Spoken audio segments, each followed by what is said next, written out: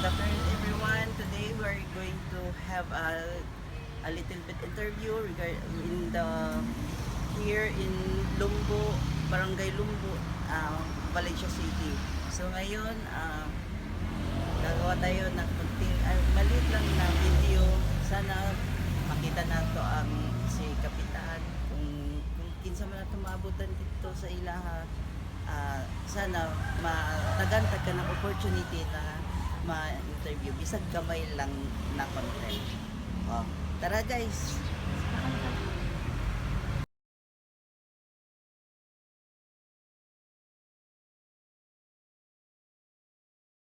How Barangay Lumbo City of Valencia got its name.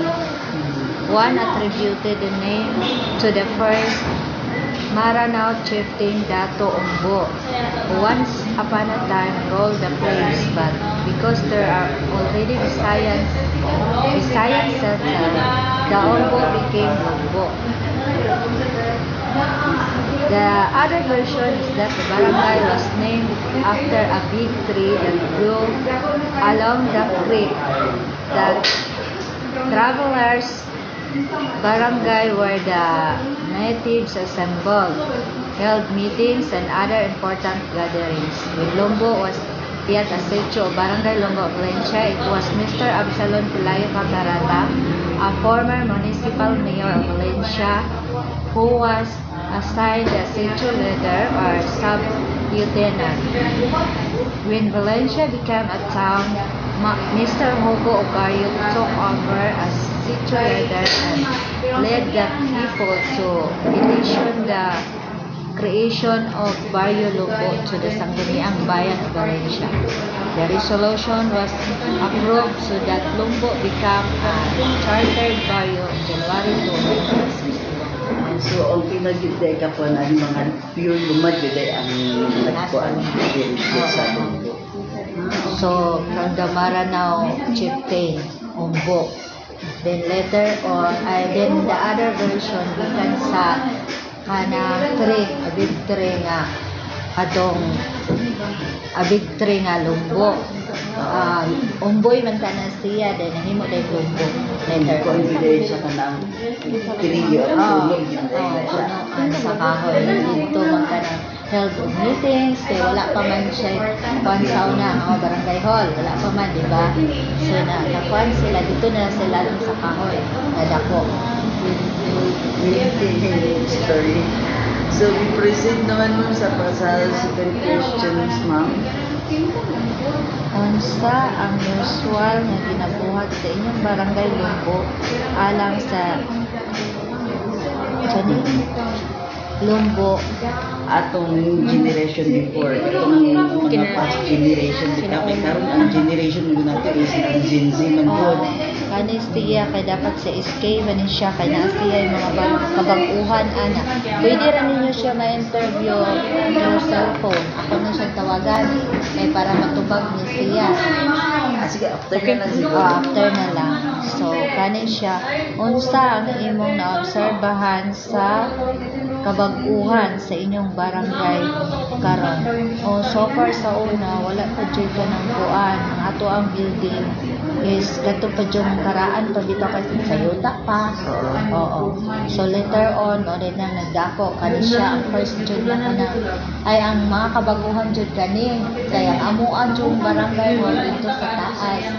Kini gyud ang first na kanakuan wala pa ni diri, wala pa diha. So daghan na siya improvement. Karon gani na tayo kana ito bag-o. O kani overpass ko bag-o na pud ni siya. Dayon ang kadtong kanang kuan naa sa tech covered court nga hinatag sa kanang congressman nato dati si Onel Roque. Then karon na pud ang bago si congresswoman iya na pud nang kanang ihataga na pud og another budget. So mo na karon na instead na first floor na so second floor. So dito na din ang first floor ana niya commercial building. Then ang next floor o ang second floor mo na dayon to ang kanang barangay hall nato. So Dito ang mga offices. kumbaga dali ra kay ang improvement din sa barangay. Tungod kay kuan man gud siya kana city proper na pud siya. Wala kayo sa siya. Siguro ang safe siya tungod kay ang yung siguro mga residents or mga kuan is mga cooperative po siguro. Oo. Isa po na lagi sa pagdala sa kuan sa tao.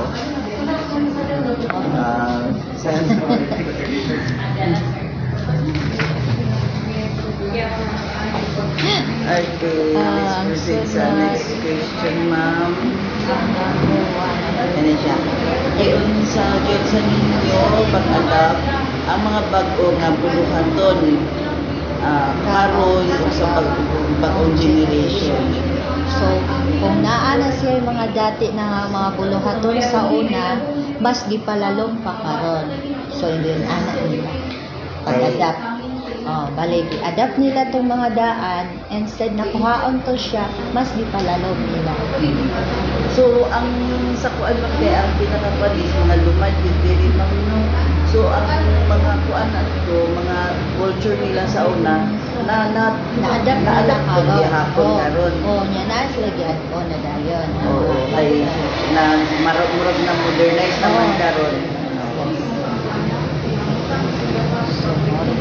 So, moral na akong kuan ma'am, din thank you so much sa time gihatag. Regardless nga dili ni kompleto today pero naaman din ka. So, you are very generous enough sa kuan as a hospitality management students. We're very thankful from IBA.